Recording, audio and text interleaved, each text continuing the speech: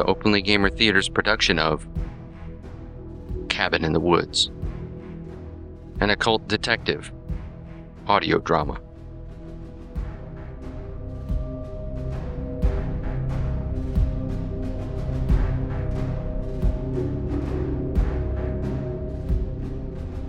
Chapter 1. The most beautiful experience we can have is the mysterious. Albert Einstein, Living Philosophies, 1931. Kneeling before the altar, I was aware I was being watched. These prying eyes, however, did not deter me from my operation. I had already set things in motion, and to deviate from the prescribed path could have unfortunate consequences. I forced my will onto the task at hand, lifted the sacred blade to my lips, and whispered the ancient words of power. The Atame became charged with potential energies, culled jointly from the Telleric wellspring that the Caliburn house had been constructed over, and the legacy of power that had been passed down from my forefathers. I stood slowly, gracefully, my arms descending until they were held parallel to the floor. Only the beads of sweat forming across my brow were any indication of the torment I was experiencing. Surreal imagery pummeled my psyche, too fleeting to hold but filling me with a sensory overload, a near overwhelming sense of dread. I was too close to turn back. Steeling myself, I called upon my familiar. A black cat sat perched near the doorway, with a fresh wave of energy flowing from my feline companion feeding me. I released my astral form into the unfettered landscape of etheric vision, finding myself in the maddening realm that was home to signs and nightmares. The Chapel Perilous. I had made this journey before. Wary, I passed across the threshold into the spectral manse. Within were mirrored pools, 3 in number, each reflecting a possible future. So many possibilities, so many failures. But something was missing, hidden within these visions, an unseen hand at work. A force of evil, endowed with immeasurable power. No novitiate, an assault by an adept of the First Order. The staggering brilliance in which my adversary maneuvered around my defense placed me in the unenviable position of check. Countering, I made an emprise by tapping into the magical reserves held by my familiar. Reserves that would take many months to restore. The last time I had countered a premonition like this, it had led to a confrontation with a chaotic creature too terrible to imagine. A creature that devoured my father in a horrific battle that shook the very pillars of heaven. As the painful memory resurfaced, I was once more faced with my past failures. The fear of unfolding events was nearly enough to break my spirit. Returning to my body, I lowered my arms. Exhaustion creeping through my limbs, it was almost finished. In the name of the Boneless One, of Thanatar and Rosla, I release you, spirit, from your servitude. Pass now from the world of men, through the veil that separates the living and the dead, beyond the gate of the Keeper of the Sacred Fire, and return once more into the ethereal night. Darken not this realm unwelcomed, lest ye incur my wrath. So mote it be. Spent, I dropped to one knee. It was all I could do to remain conscious. That was not even a full assault. What horrors must I face once I stood in this being's presence? Would I be up to the task? A voice cut through the silence, and I knew that if I wasn't, I would have to find a way to change that, to level the playing field. Landon? My voya bolted from the shadow recesses of the temple to come to my side. She slid her arm under mine and offered her support, helping me to rise to my feet. ALETHEA. Have my lessons in the magical arts progressed so slowly that you feel the need to spy on me here in my inner sanctum? No, Dr. Connors, I mean, I was merely... Curious? Fear not, child. I welcome your presence. Sometimes learning is best passed through such clandestine efforts. It shows a thirst for knowledge and initiative. Thank you, Doctor. But ALETHEA, be careful. Knowledge, while enticing, can sometimes come too fast. There is a time and a place for all things, and what you witnessed tonight, you are not ready to experience. Yes, sir. I could sense the words were not without their sting. ALETHEA Hill had been the student at the Caliburn house for slightly over a year. In all that time, she had been little more than a glorified secretary and personal assistant. Oh, sure, I had given her books to read, minor tests to perform, even some instruction in meditation techniques. But magic, that I had kept from her thus far. Her patience was wearing thin, but I had my reasons. Come, join me on the balcony. I need some fresh air after all of that. With a slight limp, I walked towards the curved French doors. You may join as well, Boo. The cat purred and leapt up top my shoulder. We strolled out into the cool autumn breeze. ALETHEA leaned against the railing and looked down across the front lawn, towards the sparkling lights and the muted noise that rose up from the city of Wabash. It was generally peaceful here, but she could sense the underlying tension that was nestled in my thoughts. I don't suppose you'd like to fill me in on what happened in there? Not now. I'm not ready to revisit that yet. Suffice to say that I was pledged to embark on astral working, and that it did not go as planned. I lit a cigarette and exhaled a plume of smoke into the tranquil night. Boo, wrinkling its nose at the offending intrusion, slid from my shoulder onto the balcony rail. Something's coming, isn't it? I feigned a smile. No, but I fear that I will be going to it. I'll not lie, I liked the way the young student made me feel. The way she challenged me, though she always had a way of putting me on guard, fighting against revealing too much, too soon. You've a message for me. Something cryptic, I surmise. How did you?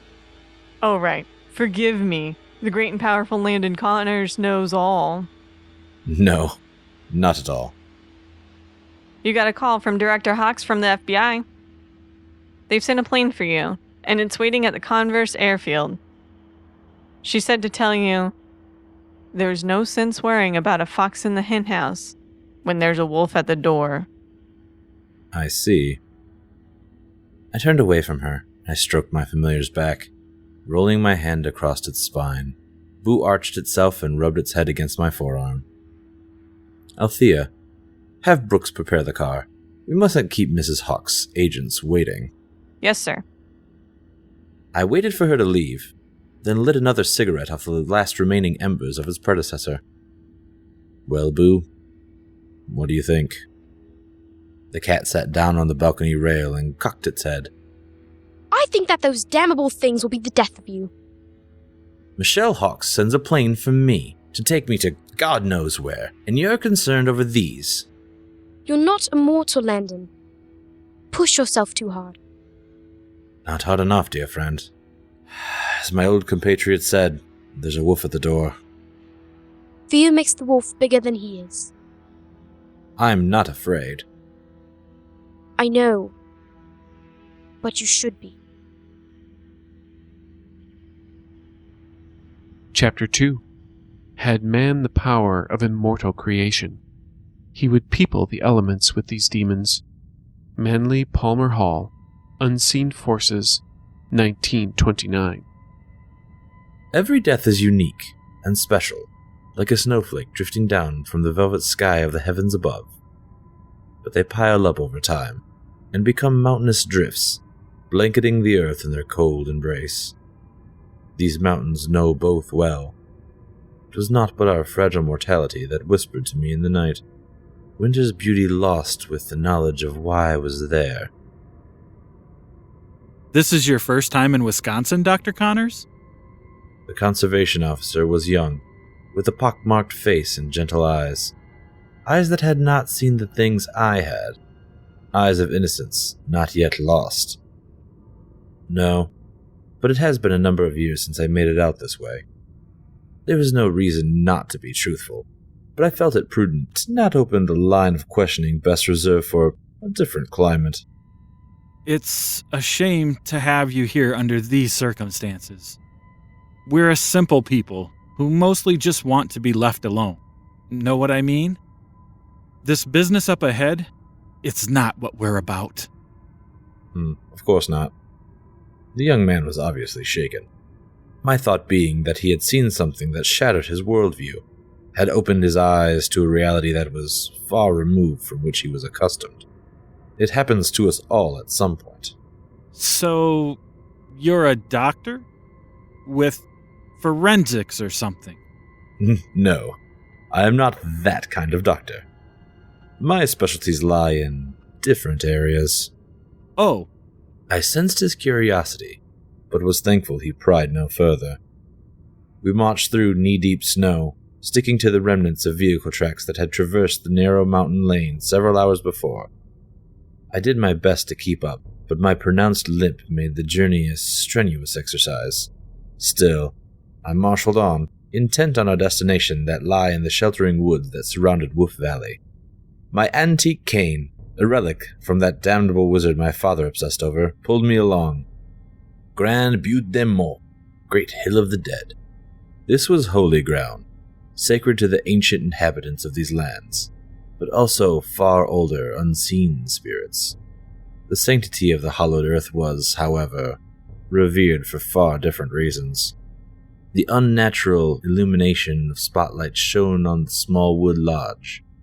Its appearance had changed little over the years, though now, encircled by yellow crime scene tape, it took on an altogether different air.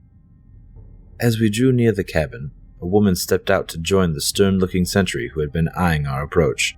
She wore no winter coat, but exuded an internal radiance that fought off the bitter chill. I could sense a magical energy coming from her. She'd been schooled in the esoteric arts. Not that I was surprised by this. The institution for which she worked had a growing reputation in the circles I moved in. I had even, albeit briefly, trained some of their operatives.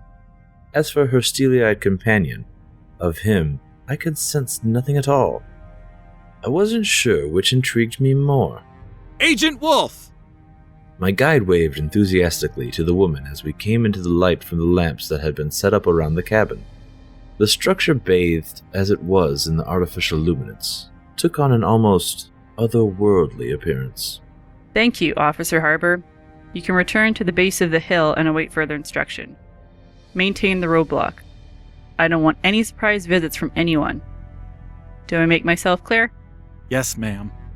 Be safe, Doc. He seemed, to me, like a wounded puppy. I felt for him, but knew the agent was right. This was no place for someone so green. We were in for a long night. The fewer civilians, the better. Dr. Landon Connors? The agent offered her hand. We shook, and I smiled. She didn't. It's a pleasure, sir. She was lying. Something was affecting her mood. She was irritated. Whatever was on the other side of that door was not going to be pleasant. Special Agent SELINA WOLFE, Paranormal Operations Division. She pointed to the laminated badge hanging from her tailor suit jacket, and then motioned towards her compatriot. This is my partner, Special Agent Martin CROWE. Doctor? Crow said the word with a nod of his head. No offered handshake here. This guy was cold and on point. I trust your flight was pleasant enough? Considering the unexpected nature of it, I suppose it was. But Michelle Hawke says jump. I'm glad you can be so understanding. I could tell that she was withholding information, sizing me up, trying to get a read on me. Her mind was reaching into mine, but years of diligent training in the ways of psychic warfare kept her probe at bay. We've actually met before. I attended your lecture on medieval metaphysics at Treadwell's a few years ago, just before I went to the academy. I thought you seemed familiar to me. I may forget names and faces, but auras burn themselves into my psyche, I'm afraid.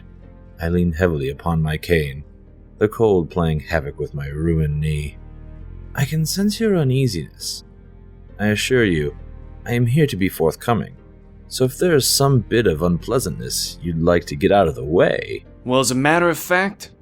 Agent Crow was on the offensive, but his partner placed a hand on his chest and he seemed to cool down. Took a bit of doing, Dr. Connors, but we were able to ascertain that this cabin belongs to you. Is there a reason why you try and bury that fact behind shell corporations, aliases, and a whole host of other tricks and misdirections? You already know the answer to that, Agent Wolfe, or else your superiors would not have bothered to have me fly all the way out here. Just as they knew by making that call that I would not hesitate to make the journey. Still, I want to hear you say it out loud. This cabin is one of many way stations that lie scattered throughout the continent, each designed to serve a special breed of men and women who move through the shadows, intending to protect humanity from those that call those shadows home. Outriders. Yes. Outriders, ghost hunters, monster slayers, investigators of those things that go bump in the night. Though Agent Wolfe and CROWE's own Paranormal Operations Division served a similar, if not more official capacity, the Outriders, operating ungoverned and outside of the natural channels of the law and order, are quite frowned upon by those who wear badges. You do realize that I could have you hauled in and prosecuted for aiding and abetting these fugitives, right? Really, Agent CROWE. Outriders are warriors, bravely facing down unforeseen forces that prey on the weak and unsuspecting, and they are the front lines of the war between good and evil. You of all people should realize what they're up against. Tell that to Greg Mitchell. It's his eviscerated corpse that lies on the other side of this door. Care to have a look? Agent Wolfe stepped aside and opened the cabin door. As I moved forward through the gaping maw of the shelter, the wolf at the door parable was not lost on me.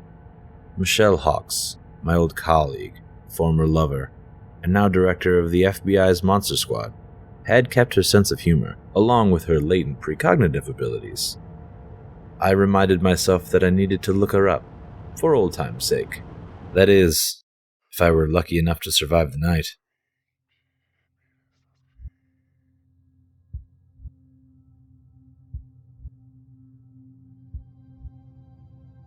Chapter 3.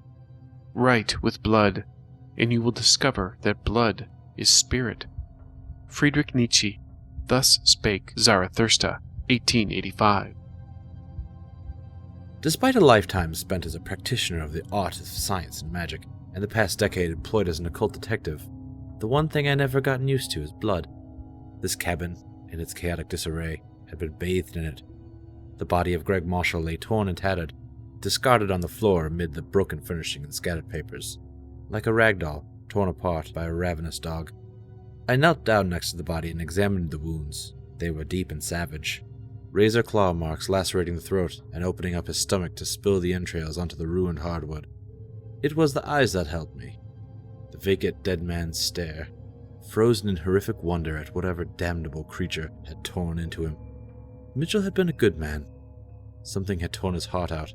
It was missing, save for some scattered remains on the floor, along with the rest of the carnage. Well? I don't know. I was being truthful. The fact is, any number of beasts could have done that to Mitchell. Defensive wounds on his forearms, the hint of gunpowder clinging to his right hand.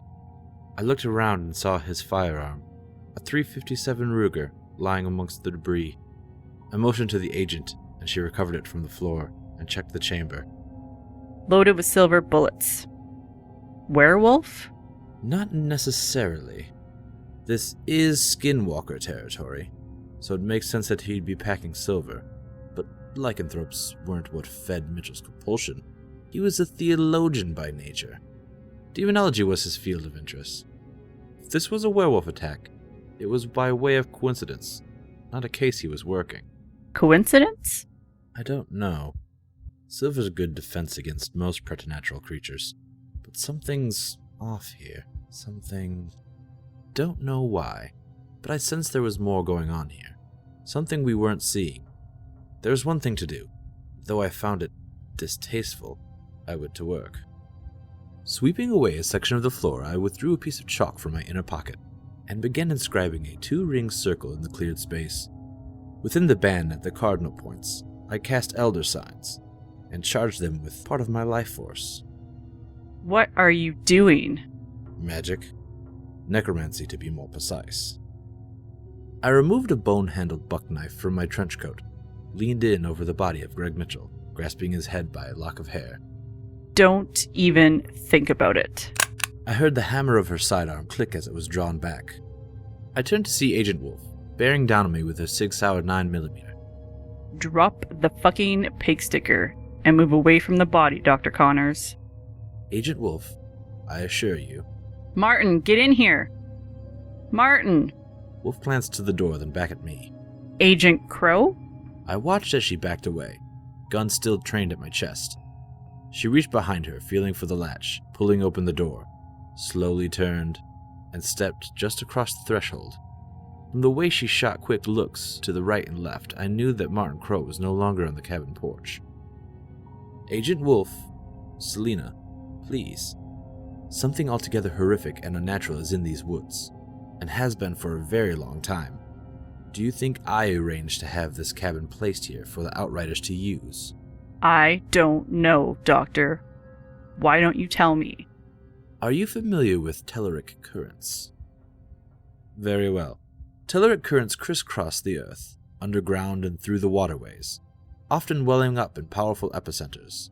Throughout time, men, sensing this occurrence, have constructed monuments to their gods. Stonehenge, the pyramids, even the Washington Monument. Most often these currents swirl in dextral patterns, but in some instances, such as this spot, epicenters revolve widdershins. What? Widdershins? It means counterclockwise. I know what the fuck it means, Doctor. Jesus. So you're saying this place is tainted with evil? Good, evil, who's to say? Dark energy, that's assured, Agent Wolfe. Dark breeds dark, and draws it near and dear to its blackened bosom. That's just great. So you know what this thing is? No, but I know what kind of thing that comes to these places, to draw from the wellspring of dark energy. You see, Agent Wolfe, from a Windershin well, one can tap into the dark energies within, shape them to one's will. The power to which we speak is all but limitless. Perfect. She lowered her weapon. All right, Dr. Connors. What do we do? Help me with this bit of distasteful magic. We determine what we're up against. Then we find your partner and avenge my friend. She nodded, and I set myself to the task at hand. Retrieving my knife, I returned to the body of Greg Mitchell and went to work removing his head. The spell-charged blade made short work of it. During the nastiest bit, removing the flesh by carefully dissecting and skinning it to the bone, I noticed that my assistant was beginning to waver. Are you okay? This is some repugnant shit, man. Are you sure it's absolutely necessary? This is magic at its most visceral, combining shamanistic trolldom, born in feral Northlands, and druidic ritual divination. Simple yes would have sufficed. Asshole. I placed Mitchell's skull within the magic circle I had inscribed, dipped my hands in his blood, and began to draw runes on the floor. Runes of great and terrible power, that became even more through the wellspring underneath the earth. Ethereal smoke began to pour out from the skull's eye sockets, swirling about the circle as the runes charged with vapor within its magic. It took shape and form, molded into the supernal image of the man who had so recently passed. A ghostly manifestation of past events began to play out, semi-translucent shapes made of ethereal vapor. Mitchell wielding his own magic against an inhuman creature torn from the annals of myth. Blessed goddess, what the hell is that? Homo Dominicus Superior. English. More commonly known as a gargoyle. Look, I'm relatively new to the Bureau. I've seen my share of crazy-ass shit. But this? The offering of a female vampire and her human consort. Most likely a sycophant who's skilled in the ways of magic. But its purpose here, I cannot fathom. I assure you, it's still here, somewhere close by. As if by cue, a handgun's bark cut through the sound of the steadily growing winter storm. Spurred to action, we raced for the door and stepped into the swallowing darkness. The floodlights had been extinguished, and the flash of gunfire illuminated the tree line. Martin! The partner was doubled over behind a fallen pine, firing towards the cabin. I turned my head and saw a dark silhouette atop the roof. Leathery bat-like wings spread wide behind its arched back as it howled and raged toward the sky. Take cover! The creature tore a section of roof loose and hurled it towards us. Wood crashed and splintered at our feet, as we scrabbled to join Agent CROWE behind the shelter of the felled timber. The agents fired at the beast, striking it several times to no effect. The monster took to the air, circled, and dove straight towards our makeshift retreat. Another barrage of bullets. I knew they were wasted. I recalled the eerie, apparitional scene of Mitchell's struggle with the beast. He had the right idea. As the gargoyle came in close to strike, I raised up. I struck it with a blow from my cane, its silver hand grip. The fiend howled, vicious black talons raking me across the shoulder as it flew away. I fell back, tossing the cane to CROWE. What? I hit it 4 times. Center mass, nothing. You swat it with a stick and it acts like you lit its ass on fire. Silver. It must be silver. Shit. Here it comes. I fought to stay conscious through the pain as the gargoyle made another pass. Agent CROWE was ready, and beat at the beast with a resounding fury as his partner fired point blank into the creature. A futile gesture. WOLFE caught the back of a clawed hand to the face, and toppled over our concealment.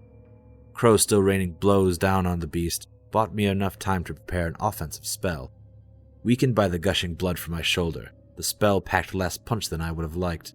A ball of flickering eldritch fire that drove the creature mad with fright, driving it back into the air.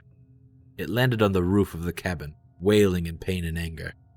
For all its protestinations, we were far worse for wear. Come on, we've got to get to the SUV before it makes another run at us. I don't think that's a problem. The gargoyle raked at its perch with razor-sharp claws, and tore through the thatched roof, descending into the bowels of the cabin once more. The fuck it do that for? It's hurt. Like it's falling back to defend something. What the fuck is it protecting? The answer lies within, Agent CROWE.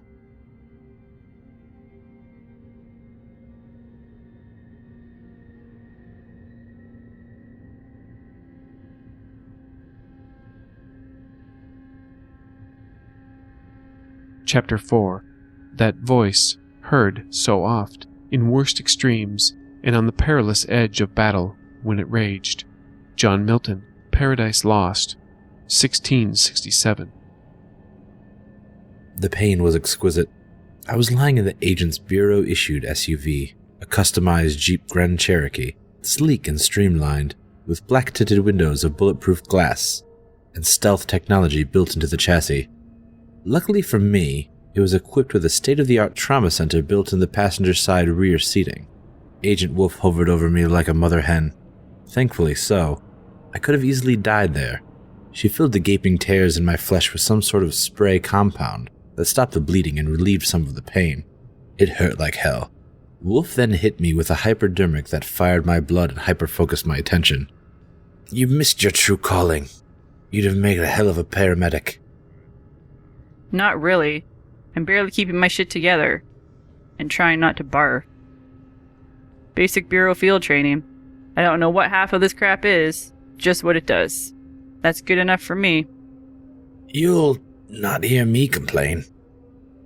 I slid my tattered trench coat on over my injured shoulder with a grimace. So, how'd you get mixed up in all of this?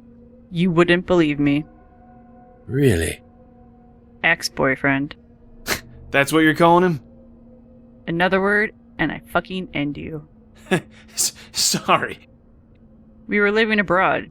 He ran this occult bookstore. High-end stuff. He taught me some things. Turned out I had a talent for it. My degree led me back to the States and into law enforcement. Once the Bureau learned of my extracurricular activities, they brought me in. You said this was all sort of new to you. I've not been in the field long, but I'm a quick learner. I watched as her eyes kept straying to the cabin. CROWE concentrated on the flip-down monitor in the front passenger seat, confident that the high-tech motion detectors and military sensors would warn him if the gargoyle reappeared. I could tell that she had little trust in the technology. Can I be honest with you, Dr. Connors? Of course. This is only my third field case. We took down a boker who was swindling people down in Louisiana since Katrina, and we assisted in the capture of a skunk ape in South Carolina. I mean, we went through all the training, all the simulations and the practical application of spirit evocation. The Bureau had us put in 100 hours of ghost hunting and exorcism training before we were assigned in the field. But this? I understand, Agent WOLFE. SELINA. SELINA. There are a great many wondrous and terrible things out there. Some far worse than what's holed up over there in that cabin. Few believe in the existence of such creatures, and less willing to stand against them. We do. Somebody has to. Gear up. Agent Crow slid out of the passenger seat. His disposition was most definitely unpleasant. What is it? Satellite link's a bust. Some kind of interference. Most likely it's the telluric currents that... Whatever. I'm sick of beating my head against the wall, getting nowhere. I even checked the monster manual. Nada. Just a bunch of bullshit conjecture. Monster manual? That's what we call the Bureau's paranormal database. Ah, funny. Any thoughts, Doctor? Well, a gargoyle has many of the same weaknesses as its parent. Silver. It hinders preternatural healing abilities. If you hit it hard enough, you can kill it. Or at least immobilize them long enough to take their head. Now you're fucking talking. Come on! Crow went to the back of the SUV and opened up the rear hatch. The Jeep's storage area housed an arsenal of exotic medieval weaponry, high-tech automatic firearms, grenades, smoke bombs, and electronic surveillance gear. A side compartment stored body armor, night vision gear, as well as basic mountaineering and camping supplies, and miniaturized scuba equipment. Agent Crow, I do like how you think. He tossed me a Beretta 9mm and 2 clips of silver bullets. Wolf and Crow swapped out their standard ball ammo for silver loads. Crow attached a hand axe to his belt. The blade was pure silver and pulsed with powerful energy. Very nice. Norse? Huh? The runework on the blade's edge. Norse. Strengthens the metal. Yeah, I don't care. Let's just go kill us a gargoyle. Crow closed the hatch and began marching towards the cabin. Oblivious to the weather and the dangers that lie within. Perhaps more alarming was that he was oblivious to his partner and myself. Agent Crow had one singular focus, and that focus was leading him on a collision course with a fiend that had already taken his measure. He always liked this. Only on the days of the week that end with a Y. I see. He's a real loose cannon. What's his story? Crow stopped. I could sense his anger boiling over inside of him. Are you fucking kidding me? Do you have a problem? No, you do. Look, I want that damnable thing dead too. Trust in that. You've got a serious hard-on for this creature. I get that. That's only going to get one of us, hell, maybe all of us, killed. Is that so? It is. What worries me, Agent, is that I can normally read people pretty well. But you, I get nothing. No aura, no presence, nothing but what lies on the surface. And that scares me, just a little bit. Especially when I'm putting my life in your hands, and you're chasing after this creature like some kind of raging bull. The air was thick with tension. I was pretty sure he really was going to slug me, until SELINA spoke. He's dead. What? I turned to her and saw the anguish in her face. Tell him. It's none of his fucking business. Come on, we're here to do a job, not babysit the sorcerer's apprentice. Don't be an asshole, you know it's not like that. You've read his file. Fine. Then we move on. He looked me dead in the eye for the first time. That's when I noticed they were different colors. April 10th, 2003. I was sent to Iraq to assist in the recovery of certain artifacts stolen from the National Archaeological Museum in Baghdad. While everyone back home cheered over the toppling of Saddam Hussein's statue, Black Ops team was stealing shit from a secret vault. Most ended up getting sold to fat cat collectors. The real objective, though, relics that had been locked away from prying eyes for centuries. My team and I recovered what we were sent after. Let's just say it didn't go down without difficulties. Crow took out a crumpled cigarette pack and offered me one. Camel, non-filter. We both lit up as he continued. Frag grenade. There were pieces of me from Tikrit to Shayak. My buddy, he collected what he could of me. Used one of the items we recovered to store me in. Next thing I know, boom, 9 months had passed. And they turned me into Frankenstein's fucking monster. And I was beholden to Uncle Sam. In ways that I don't even want to begin to describe. Okay, gentlemen. Now that we've cleared that up, do you think we might proceed? I'd be honored. Hey Doc, one thing. Before we go in there. We paused on the cabin porch, checked our weapons one final time before entering the darkness that hungered for each of us. I was wondering, how'd you get mixed up in all this crazy ass shit? Me? I simply inherited the family business.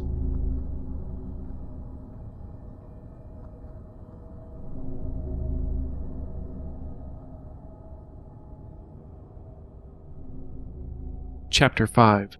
That is not dead which can eternal lie, and with strange aeons even death may die. H.P. Lovecraft. The Call of Cthulhu, 1926. Every death is unique and special. I still remember the first time I faced the specter of grim mortality. When I was initiated into the quixotic legacy of my forefathers. Blood, joining me with those ancient gods who could still be found in the quiet shadows where most men feared to tread.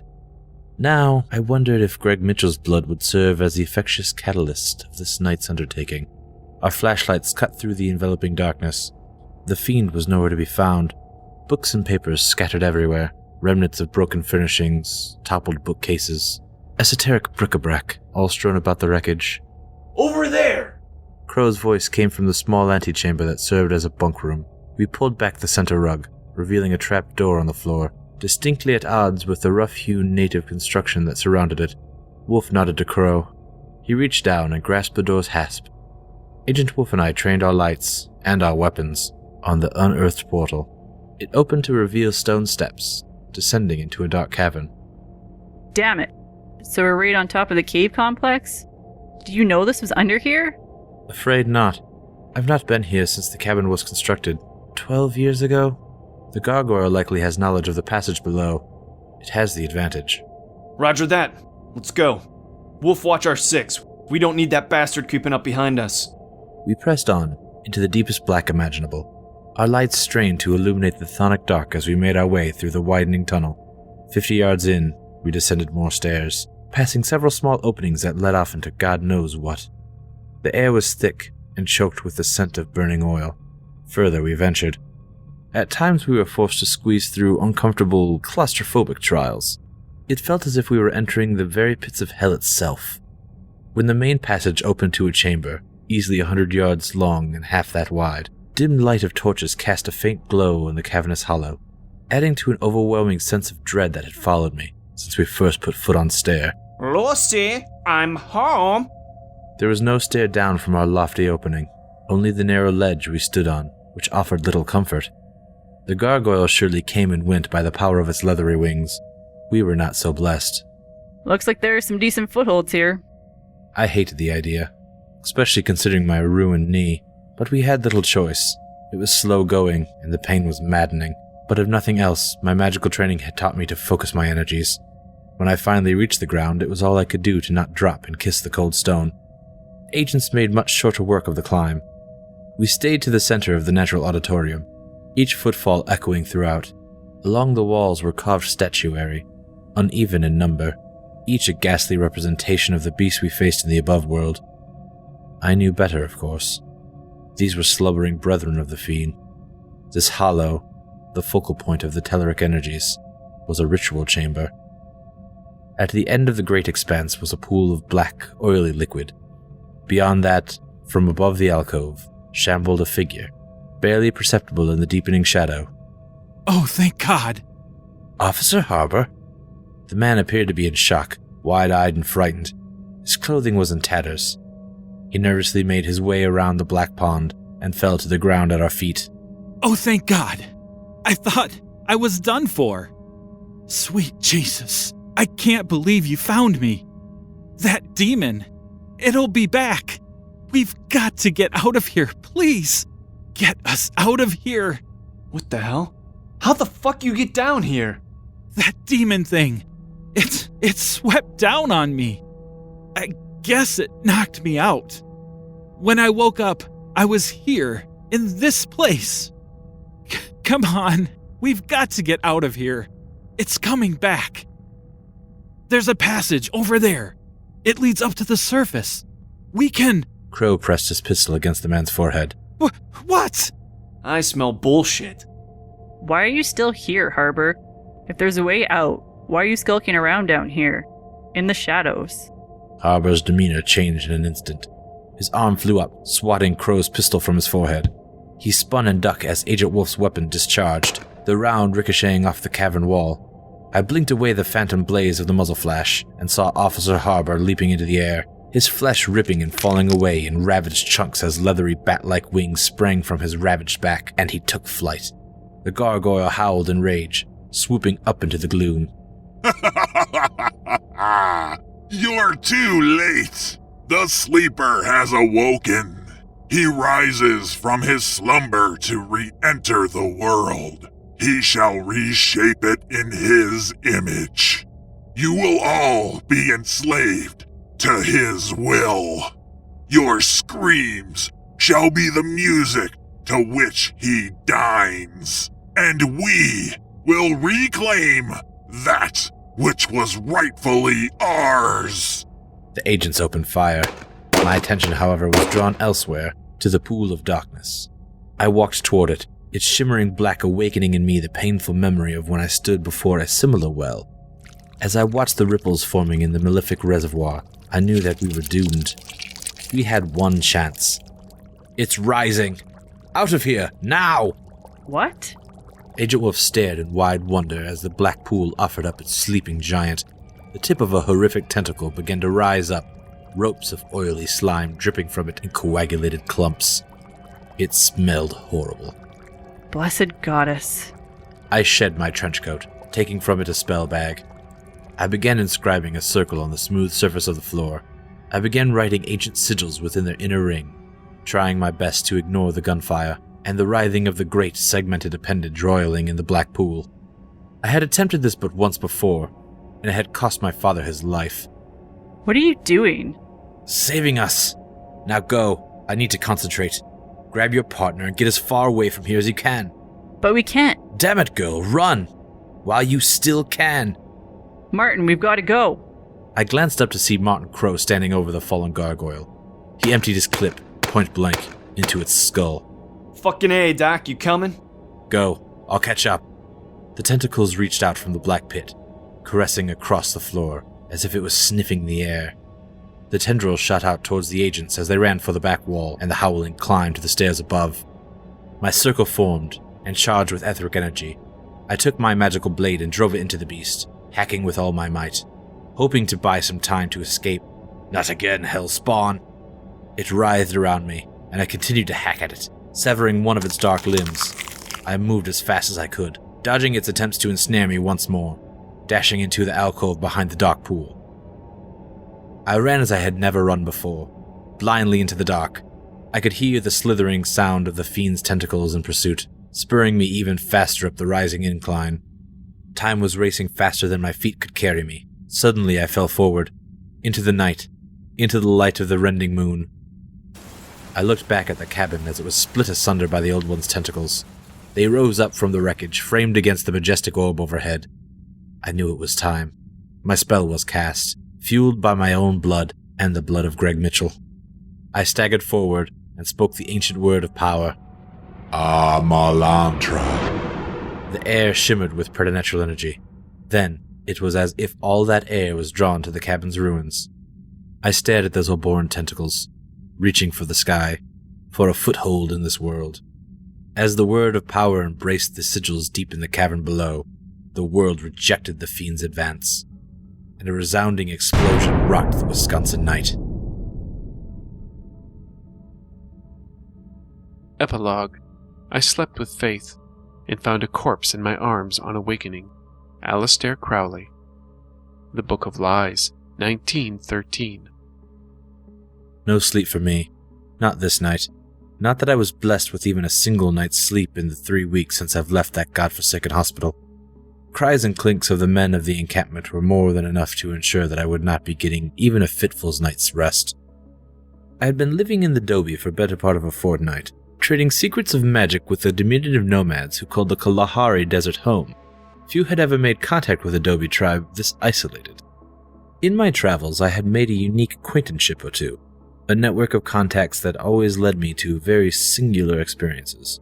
In this case, it had led me here, to the tribe's shaman, MATSE. For him, I was learning to travel even further into the astral realms. I knew that so long as the old ones were out there, waiting to be roused from their slumber by misguided zealots, I would never sleep again. Dr. Connors, you have a visitor. I rose from the cot and slid into my boots, grabbed a shot of whiskey from the flask in my desert jacket, and donned my fedora, and lit a cigarette. The idea of company, in the middle of the Kalahari, of all places. I pulled back the flap of my tent to see the tribesmen surrounding a woman who I knew all too well. Michelle Hawks. What in the name of all that's holy are you doing out here, in the middle of nowhere? Looking for you. You couldn't have taken your sabbatical somewhere more accessible? You know me. It's all about the amenities. Right. What do you call it? The transformative journey of the spirit? You're a one-trick pony, sweetie. But it's a good trick. I motioned for the men to let her pass, and held open the tent flap for her to enter. She went straight for my whiskey, and she damn near killed it. So do we sleep together now? Or should we get business out of the way first? I reached for the flask, but she pulled it away, holding it ransom. Really? Hawks, you're one of a kind, that's for sure. Fine. Business first. She nodded toward my tent, indicating that she wanted to be more discreet. It occurred to me that, for the most part, we could yell at the top of our lungs and the confidential nature of anything she told me would likely be preserved. But I opted not to point that out and followed her inside. The flap had barely fallen into place when she turned to me and fixed me with an intense stare. I'm worried. The Bureau... I think someone's playing us from the inside. There's damned few people I can trust. It must be pretty bad, if you're coming all the way out here. What about Wolf and CROWE? They're my best operatives. But I'm afraid of bringing my suspicions to them just yet. I don't want to put them in a position where they're second-guessing the chain of command. Not yet, anyway. So, what do you want from me? You hear things. I just want to know that you've got my back. That you'll call should anything cross your desk. Michelle, you don't have to come all the way out here for that. You could have just called me. I tried, asshole. In case you haven't checked, this place is the epitome of cell hell. Oh, right. Of course, Michelle. I'm happy to help when I can. Good. I'm glad to hear you say that. Is that all? Almost. She slid out of her desert khakis and stepped in close to me, our lips coming together in divine union. What the hell, I thought. I wasn't going to be getting any sleep anyway.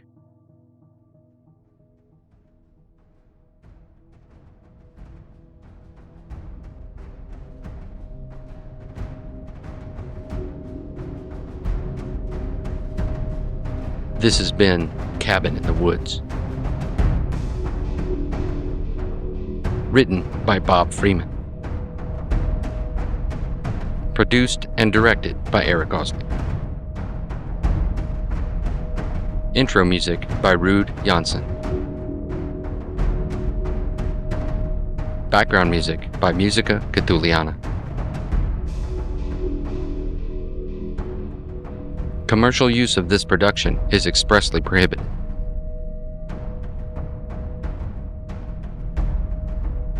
Openly Gamer Theater is property of Side Tangent Productions.